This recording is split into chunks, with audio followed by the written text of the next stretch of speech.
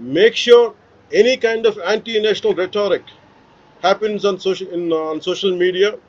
Make sure you give a counter attack. Make sure they'll be brought to justice. Make sure you'll be conveyed to the relevant cybercrime departments, and also please make sure we'll file cases on them.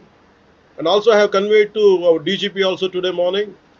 Anybody from the state of Andhra Pradesh, anyone who goes anti-national and who goes against this war, will be booked under very severe cases, and they have to be reminded they belong. Any kind of attack on a nation from outside or within nation will be taken quite seriously.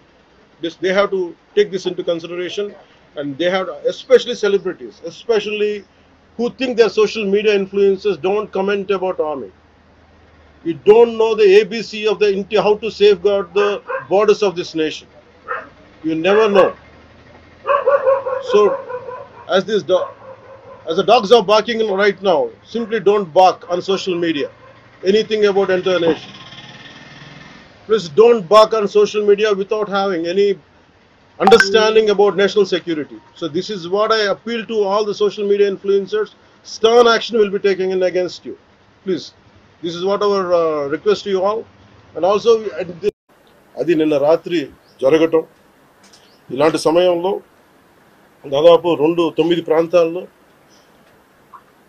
15 కిలోమీటర్ల నుంచి దాదాపు 200 కిలోమీటర్ల లోపల వరకు వెళ్ళి భారతదేశ సైన్యం అక్కడున్న మిలిటరీ ఎస్టాబ్లిష్మెంట్స్కి దాడి చేయకుండా, అక్కడున్న సివిలియన్ క్యాజువాలిటీస్ లేకుండా కేవలం ఎవరైతే ఉగ్రవాద సంస్థలు ఉన్నాయో, ముఖ్యంగా ఈ 3 సంస్థల మీద ప్రత్యేకించి దాడులు జరపడం, వాటిని ధ్వంసం చేయడం నిజంగా ఇది భారతదేశం ప్రతి ఒక్కరూ హర్షించదగ్గ విషయం. Make sure any kind of anti-national rhetoric happens on social media. Make sure you give a counter attack. Make sure they'll be brought to justice. Make sure you'll be conveyed to the relevant cybercrime departments, and also please make sure we'll file cases on them. And also I have conveyed to our DGP also today morning. Anybody from the state of Andhra Pradesh, anyone who goes anti-national and who goes against this war, will be booked under very severe cases, and they have to be reminded they belong. Any kind of attack on a nation from outside or within nation will be taken quite seriously. They have to take this into consideration, and they have to, especially celebrities, especially who think they're social media influencers, don't comment about army. You don't know the ABC of how to safeguard the borders of this nation. You never know. So, as the dogs are barking right now, simply don't bark on social media anything about entire nation. Please don't bark on social media without having any understanding about national security. So this is what I appeal to all the social media influencers. Stern action will be taken in against you. Please, this is what our request to you all. And also, అది నిన్న రాత్రి జరగటం, ఇలాంటి సమయంలో దాదాపు 9 ప్రాంతాల్లో 15 కిలోమీటర్ల నుంచి దాదాపు 200 కిలోమీటర్ల లోపల వరకు వెళ్ళి భారతదేశ సైన్యం అక్కడున్న మిలిటరీ ఎస్టాబ్లిష్మెంట్స్కి దాడి చేయకుండా, అక్కడున్న సివిలియన్ క్యాజువాలిటీస్ లేకుండా కేవలం ఎవరైతే ఉగ్రవాద సంస్థలు ఉన్నాయో, ముఖ్యంగా ఈ 3 సంస్థల మీద ప్రత్యేకించి దాడులు జరపడం, వాటిని ధ్వంసం చేయడం నిజంగా ఇది భారతదేశం ప్రతి ఒక్కరూ హర్షించదగ్గ విషయం. పండగ కానుకల స్కీమ్ అమలు చేయలేదు, దీపంలో సగం అమలు చేయలేదు, ఇన్ని స్కీములు ఇస్తామని చెప్పి అమలు చేయలేదు సరికదా. ఇప్పుడు మహిళల పేరుతో ఇస్తామన్న ఒక పెద్ద పథకానికి స్కామ్ గా మార్చేశారు. అదే కుట్టు మిషన్స్ ట్రైనింగ్ స్కీమ్ అనేది ఒకటి పెట్టారు. అందులో ఏకంగా మొదటి విడతలో 157 కోట్లు దోపిడీ చేయడానికి వీళ్ళు ప్లాన్ చేసి, ఓవరాల్ గా 245 కోట్లు 50 రోజుల్లో దోచుకోవడానికి వీళ్ళు ప్లాన్ చేశారంటే ఎంత దారుణమో, మహిళల్ని మోసం చేయాలనుకోవడం ఎంత దురదృష్టకరమో మనం అర్థం చేసుకోవచ్చు. ఈ రోజు ఒక్క మహిళల్లో ఈ వర్గం ఆ వర్గం అని లేదు, బీసీలు, కాపులు, రెడ్లు, అలాగే కమ్మ, క్షత్రియ, వైశ్య అంటే ఎకనామికల్లీ బ్యాక్వర్డ్ క్లాస్ లో ఉన్న మహిళలకు కూడా అందరికి కూడా ఈ కుట్టు మిషన్లు ట్రైనింగ్ ఇస్తామని చెప్పి వీళ్ళు అందులో పెద్ద స్కామ్ కి తెరలేపడం నిజంగా చాలా దురదృష్టకరం. ఈ రోజు రాష్ట్రంలో తీసుకుంటే అప్పుల్లో ఒకవైపు రికార్డు సృష్టిస్తూ ఉన్నారు, ఇంకోవైపు అవినీతిలో రికార్డు సృష్టిస్తూ ఉండే పరిస్థితి మనకు కనిపిస్తూ ఉంది. అసలు అక్షర క్రమంలో ఆంధ్రప్రదేశ్ నంబర్ 1 స్థానంలో ఉంది. తీసుకుంటే అవినీతిలో కూడా ఈ రోజు నంబర్ 1 స్థానంలో ఈ కూటమి ప్రభుత్వం అధికారంలోకి వచ్చాక తీసుకొచ్చిన పరిస్థితి మనం చూసాం. ఎన్నికల టైంలో సూపర్ 6 హామీలు అని చెప్పారు, ఇప్పుడు అధికారంలోకి వచ్చాక సూపర్ స్కామ్స్ అమలు చేస్తూ ఉండే పరిస్థితి మనం చూస్తూ ఉన్నాము.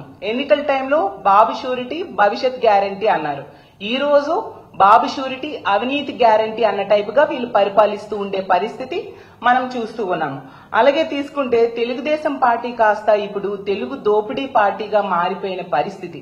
అలాగే గతంలో జగనన్న ప్రభుత్వంలో స్కీముల ఆంధ్రప్రదేశ్ గా ఉండే ఈ స్కీమ్ ఆంధ్ర ఈ రోజు ఈ కూటమి ప్రభుత్వం అధికారంలోకి వచ్చాక స్కామ్ ఆంధ్రగా మారిపోవడం నిజంగా చాలా దురదృష్టకరం. అలాగే కూటమి ప్రభుత్వం అనేది కుంభకోణాల ప్రభుత్వంగా ఈ రోజు మారిపోయింది. అలాగే ఎన్డీఏ ప్రభుత్వానికి అర్థం వీళ్ళు మార్చేశారు, నారా దోపిడీ అలయన్స్ ప్రభుత్వంగా వీళ్ళు పరిపాలిస్తూ ఉండే పరిస్థితి మనం చూస్తూ ఉన్నాం. ఈ రోజు ఈ రాష్ట్రంలో ఈ మహిళలకు ఇచ్చే కుట్టు మిషన్స్ అలాగే దాని ట్రైనింగ్ ప్రోగ్రామ్ లో తీసుకుంటే పెద్ద స్కామ్ కి స్కెచ్ వేశారు. అంటే మహిళలకు ఇచ్చే దానిలో కూడా దోపిడీ చేద్దామని వీళ్ళు ప్లాన్ చేశారంటే ఎంతగా దిగజారిపోయారో మనం అర్థం చేసుకోవచ్చు. ఒక మహిళ మంత్రిగా ఉన్న శాఖలో ఇలాంటి అవినీతి జరుగుతూ ఉండడం నిజంగా చాలా దారుణమైన పరిస్థితి. అసలు మొదటేమో 1,00,000 మంది మహిళలకి కుట్టు మిషన్స్ ఇస్తామని చెప్పారు, ఇందులో 50 రోజుల్లో 157 కోట్ల స్కామ్ కి వీళ్ళు తెరలేపారు అనమాట. అసలు 2 రోజులుగా ఈ స్కామ్ గురించి రాష్ట్రంలో ఉన్న మహిళలందరూ కూడా గగ్గోలు పెడుతూ ఉన్నారు. క్లియర్ గా ఈ స్కామ్ అనేది అర్థమైపోతూ ఉండే పరిస్థితి. కానీ ఈ రాష్ట్ర ప్రభుత్వంలో పెద్దలు ఎవరు కూడా కనీసం నోరు మెదపట్లేదంటే ఇందులో ఎవరెవరి పాత్ర ఉందో మనం అర్థం చేసుకోవచ్చు. అసలు ఈ స్కీమ్ అనేది మహిళా దినోత్సవం రోజు ముఖ్యమంత్రి గారు లాంచ్ చేయడం జరిగింది.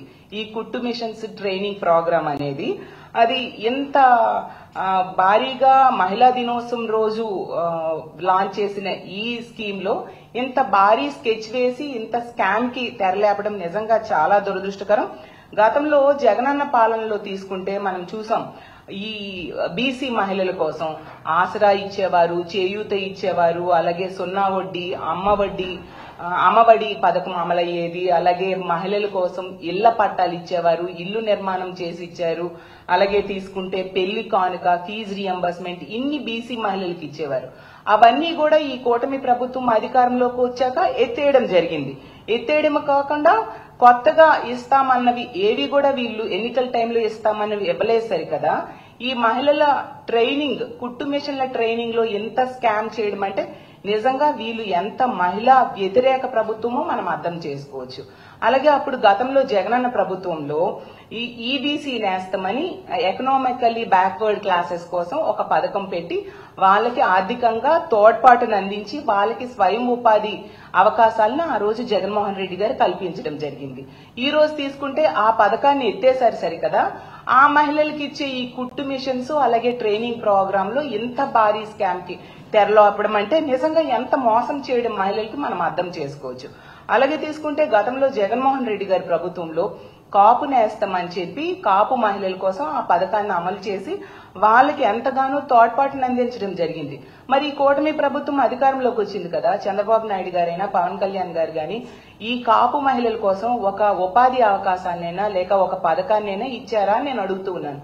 ఇవ్వలేదు సరికదా. ఆ కాపు మహిళలకి ఇచ్చే ఈ ట్రైనింగ్, కుట్టు మిషన్స్ ట్రైనింగ్ ప్రోగ్రామ్ లో కూడా ఇలాంటి భారీ అవినీతికి పాల్పడాలని వీళ్ళు ప్రయత్నిస్తూ ఉన్నారంటే ఎంత దారుణమో, ఎంత దారుణంగా మహిళల్ని వీళ్ళు మోసం చేయడానికి పూనుకున్నారో మనం అర్థం చేసుకోవచ్చు.